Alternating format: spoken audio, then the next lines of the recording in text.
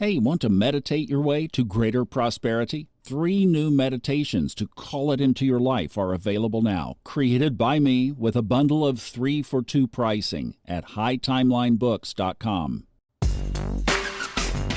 Welcome in to what's going to be a busy day in the sky, and it's going to all happen early. Hi, it's Thomas Miller on the Fun Astrology Podcast. Thanks for coming back in here on Tuesday, October 8th. We do have our first aspect today is Venus. Not happy in Scorpio, is in a trine with Mars, not happy in Cancer. Okay, let's break this apart because we have conflicting energy here, don't we?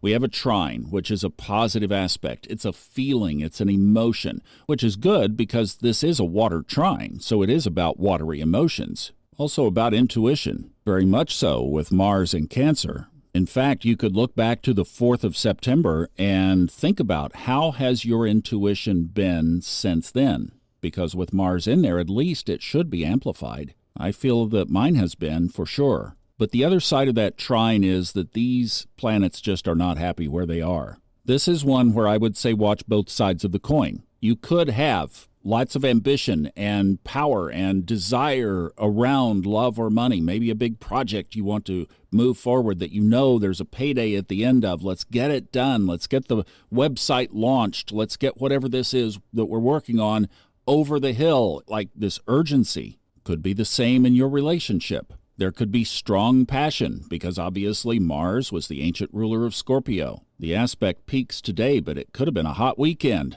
Or because they are both grumpy in their respective signs, things could get triggered in all of those areas. There could be excessive conflict, unusual displays of anger, a withdrawing from the relationship, pulling back, or even its own scorpion's tail stinger, snap reaction. Typically with a trine, you tilt and lean toward the favorable side. Here, I think I would keep both in consideration. There's another element to the chart, and that is that this is all in what's called a T-square, which is 2 squares connected by an opposition. And Mars is at the top of that T-square. So Mars being connected to Venus brings that into this T-square energy because Mars is very conflicted from this. So Mars has a little bit more, let's say, challenge around it probably than Venus does. And that T-square also involves the Sun and Mercury on one side and Chiron on the other. And speaking of Mercury and Chiron, they form an exact opposition at 10:36 this morning a.m. Eastern. That's another of the big 3, boom, boom, boom, right in a row this morning. Chiron always brings karma around with it when it's in an aspect. And boy, is it in some aspects. There's a mystic rectangle in the chart today, too. I mean, there's a whole lot of stuff in the chart here. Will not probably cover every bit of it. Kristin did a brilliant job of it in Lucky Stars. Mystic rectangle is a favorable aspect where 2 planets are connected by trines, and those 2 are connected by a sextile, all favorable. So we have that going on as well. And since we mentioned that, the next aspect today is part of that mystic rectangle, and that's a trine favorable between Mercury and Jupiter. You remember yesterday I said that we just had so many aspects all over the place? If I were to go through every aspect on this chart, you would be begging me to hush. So the best thing today is let's just zoom out and take a look at the energy. How about that? What do we have to work with? Well, I mentioned the exact stuff. That's the strongest on the table. So be careful with your relationships. And then there might be some challenges, some little prickly stuff that comes up around some karma things. And you might know where your Chiron is. Whichever house and sign it is in tends to indicate. And I jump house systems on this. I have really become sold on the equal house system. But I also look at whole sign because Chiron in whole sign for me changes houses.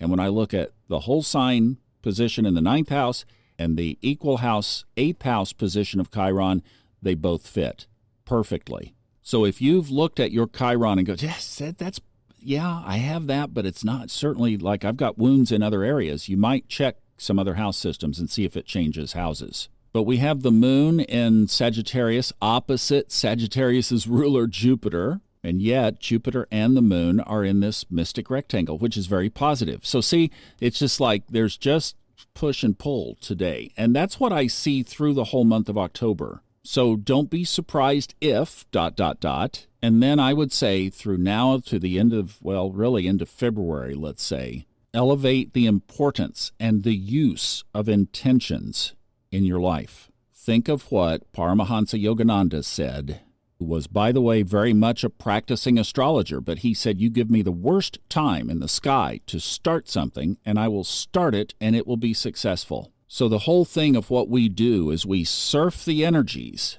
Then we set intentions just like we would use a rudder of a ship. That's our guide. When things get a little cray-cray around us, or a lot cray-cray like has happened in these storm damage areas, then it's hard sometimes to remember the second part of this. We definitely can get swept up and caught up in the dailiness, the activity, the loudest voice, and that gets our attention and we get off course. And then just like in the Bible story with Jesus walking on the water and Peter said, hey, I want to do that. And he comes out and he starts looking at the waves and he goes, I'm not supposed to do this. And he starts to sink. Well, don't be Peter.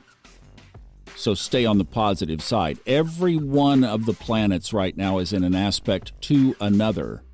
And they both have two sides to the coin. So you get to choose all of it. Pick what's going on. I mean, if you're having a conflict in love, well, Venus is in Scorpio. Yeah. If you're having a conflict around or surprises happening in your life, well, Uranus is there in Taurus. It's in retrograde. And it's in opposition to Venus, and it's in sextiles and trines. And see what I mean? It's like it could go on forever. So you choose. This is up to you. I'll see you back tomorrow for Jupiter going retrograde.